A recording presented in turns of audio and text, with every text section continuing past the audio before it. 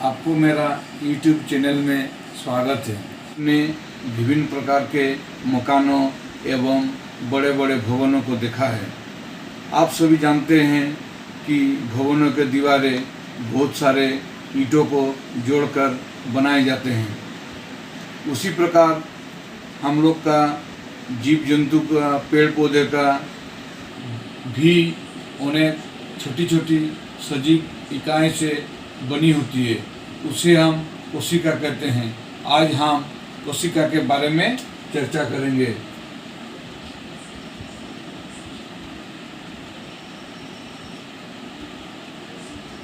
जिसे हम इंग्लिश में सेल कहते हैं। कोशिका सेल। कोशिका की खोज सर्वप्रथम अंग्रेज वैज्ञानिक रॉबर्ट हुक ने सन 1665 ईस्वी में की थी। कोशिका अंग्रेजी शब्द सेल है। सेल शब्द लैटिन भाषा के शब्द सेलुला से लिया गया है, जिसका अर्थ छोटा कमरा होता है। कोशिका परिभाषा। कोशिका जीवों के शरीर की सबसे छोटी कार्यात्मक एवं संरचनात्मक इकाई है। कोशिका की संरचना।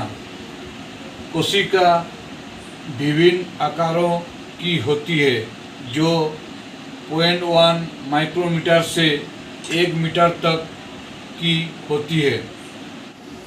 सबसे छोटी कोशिका माइकोप्लाज्मा जीवाणु की कोशिका है।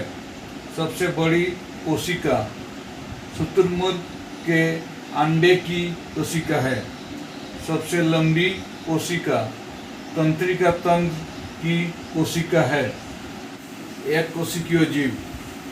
ऐसे जीव जिनका शरीर केवल एक ही कोशिका का बना होता है, एक कोशिकीय जीव कहलाते हैं, जैसे अमीबा। अमीबा एक कोशिकीय जीव है। उसका भोजन अंतःग्रहण, पाचन, अवशोषण, उत्सर्जन, वृद्धि एवं प्रजनन के सभी क्रियाएं एक ही कोशिका में संपन्न होती है।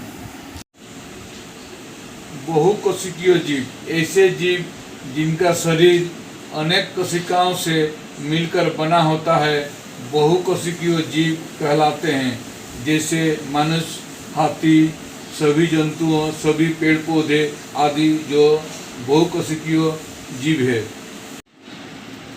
कोशिका के घटक।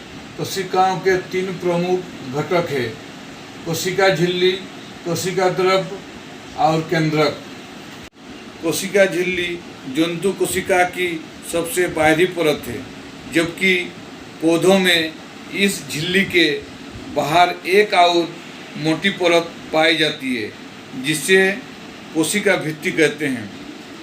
कोशिका झिल्ली के कार्य। एक कोशिका को दूसरी कोशिका से अलग करती है। ये कोशिका को एक निश्चित आकृति प्रदान करती है।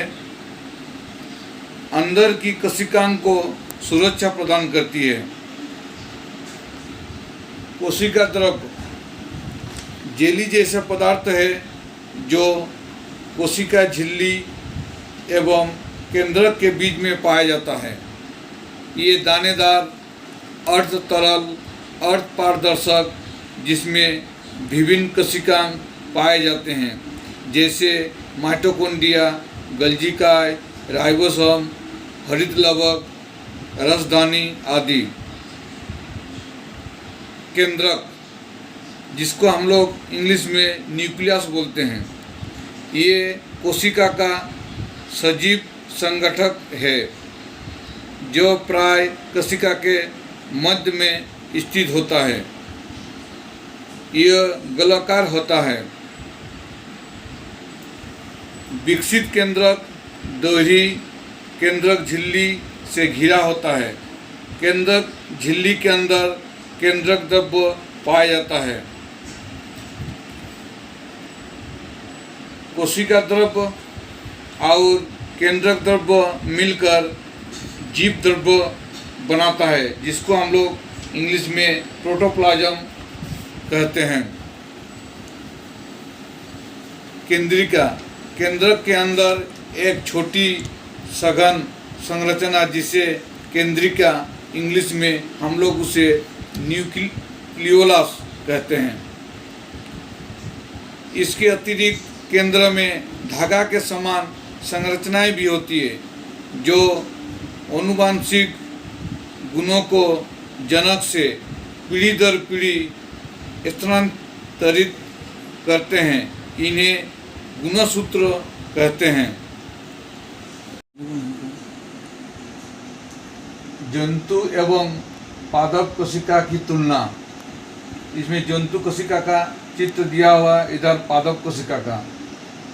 जंतु कोशिका में रिक्तिका छोटी आकार की होती है, पादप कोशिका में रिक्तिका बड़ी आकार की होती है। यहाँ पर दिखाई दे रहा राइबोसोम, इसमें भी राइबोसोम मौजूद है, इसमें पादप कोशिका में भी राइबोसोम मौजूद है।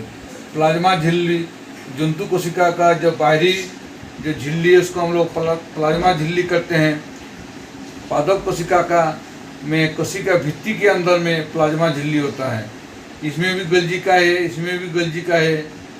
अंतःप्रद्रव्य जालिका इसमें भी है, इसमें भी है। केंद्रक, जंतु कोशिका में केंद्रक एकदम बीचों बीच होता है।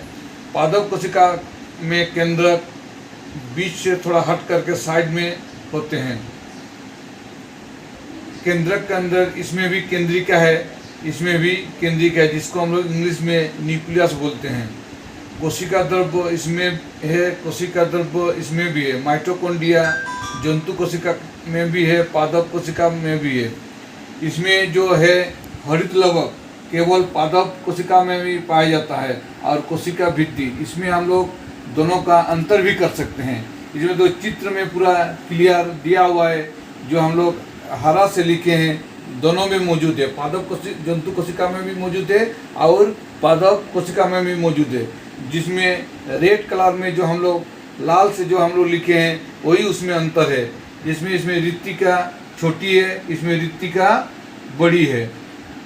पादप कोशिका में हरित लवक है, जंतु कोशिका में हरित लवक अनुपस्थित है। कोशिका भित्ति, पादप कोशिका में कोशिका भित्ति है, जंतु कोशिका में कोशिका भित्ति नहीं है।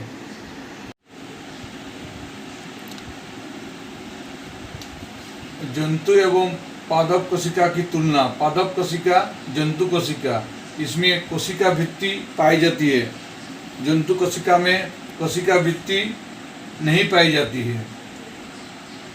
इसमें लवक पाई जाती है, जंतु कोशिका में लवक नहीं पाई जाती है। पादप कोशिका में रिक्तिका बड़ी होती है, जंतु कोशिका में रिक्तिका छोटी होती है। पादप कोशिका का आकार लगभग आयताकार होता है, जंतु कोशिका का आकार वृत्ताकार होता है।